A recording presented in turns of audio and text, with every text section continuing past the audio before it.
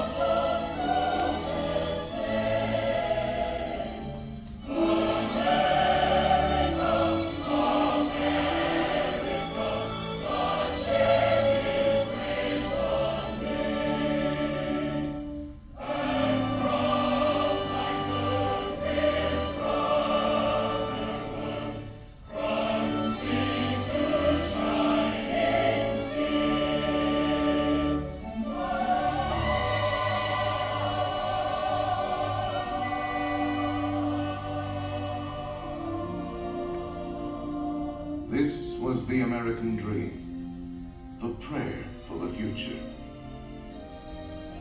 But that golden goal was not to be had without cost. The American way was not gained in a day. It was born in adversity, forged out of conflict, perfected and proven only after long experience and trial. In all of history, no man was dedicated to this dream more than the 16th President of these United States, Abraham Lincoln. Here in his own words is what he once wrote about himself. For at that time, very few people outside Illinois knew very much about this man from the prairie. I was born February 12th. 1809, in Hardin County, Kentucky. My father removed from Kentucky to what is now Spencer County, Indiana, in my 8th year.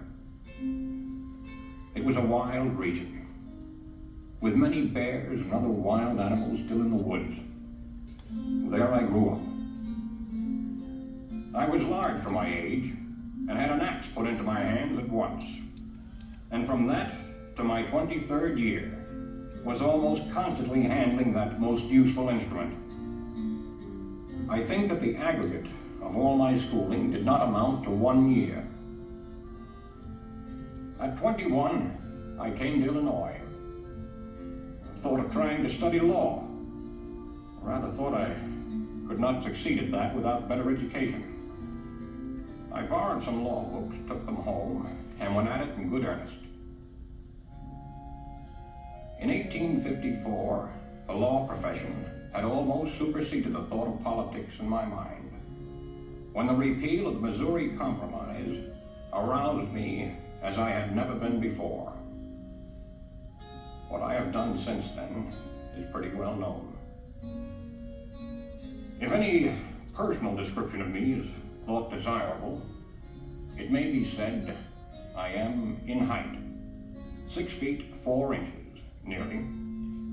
Lean in flesh, weighing on an average of 180 pounds, dark complexion, with coarse black hair and gray eyes, and no other marks or brands recollected.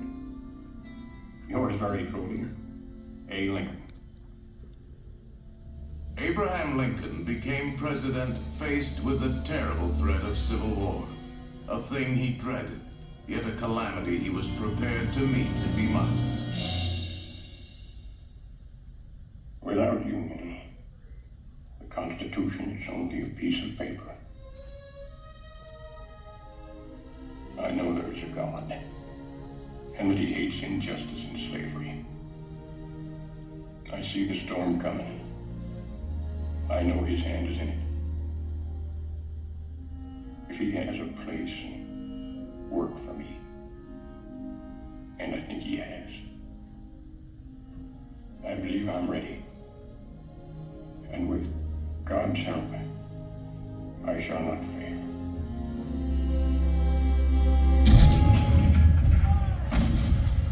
April 12, 1861, Fort Sumter.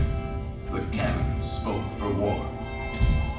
civil war, violent, devastating. Now had come the reckoning, the supreme test that would decide whether a republic founded on liberty could survive the terrible strife of men's passions.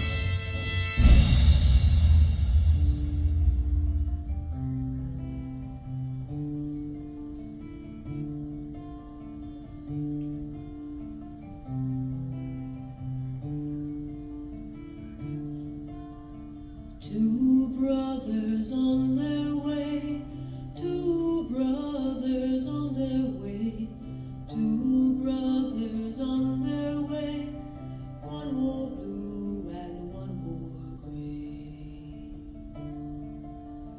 One wore blue and one wore gray, as they marched along their way. The fife and drum began to play, all on a beautiful morning.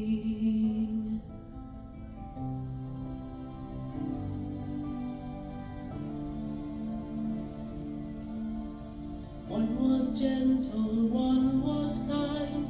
One was gentle, one was kind. One came home, one stayed behind.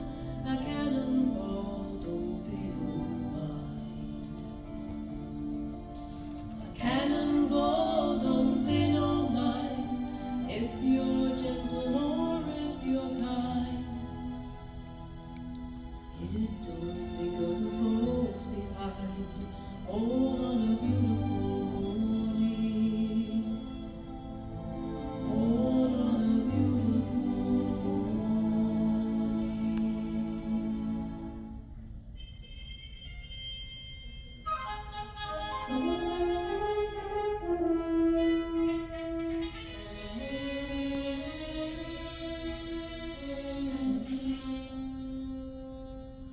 Fourscore and 7 years ago, our fathers brought forth on this continent a new nation, conceived in liberty and dedicated to the proposition that all men are created equal. Now we are engaged in a great civil war, testing whether that nation, or any nation so conceived and so dedicated, can long endure. 10 brief sentences. So simple, so direct. Abraham Lincoln had not expected his words to live beyond their temporary moment. But time and history would dictate otherwise. And so today, his Gettysburg Address is immortal, a rich and treasured part of our country's heritage.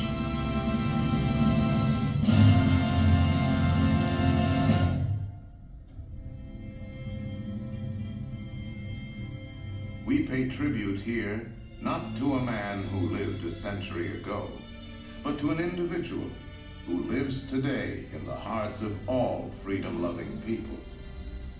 His prophetic words are as valid for our time as they were for his. And now, the skills of the sculptor and the talents of the artist will let us relive great moments with Mr. Lincoln.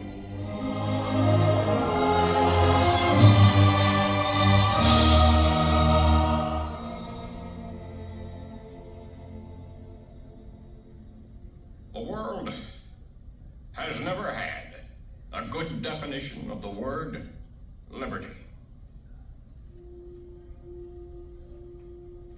And the American people just now are much in want of one. We all declare for liberty, but in using the same word, we do not all mean the same thing. What constitutes the bulwark of our liberty and independence? It is not our frowning battlements, our bristling sea coasts. These are not our reliance against tyranny. Our reliance is in the love of liberty, which God has planted in our bosoms. Our defense is in the preservation of the spirit which prizes liberty as the heritage of all men, in all lands, everywhere.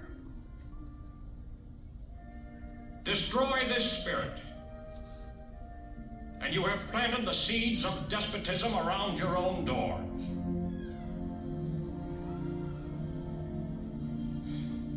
At what point shall we expect the approach of danger? By what means shall we fortify against it? Shall we expect some transatlantic military giant to step the ocean and crush us with a blow? Never.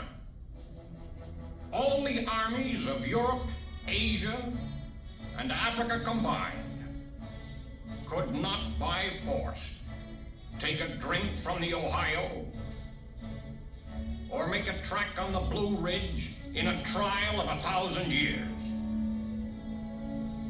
At what point, then, is the approach of danger to be expected? I answer, if it ever reach us, it must spring from amongst us. It cannot come from abroad. If destruction be our lot, we ourselves must be its author and finisher. As a nation of free men, we must live through all times, or die by suicide. Neither let us be slandered from our duty by false accusations against us, nor frightened from it by the menaces of destruction to the government, nor of dungeons to ourselves. Let us have faith that right makes might. And in that faith, let us to the end dare to do our duty as we understand it.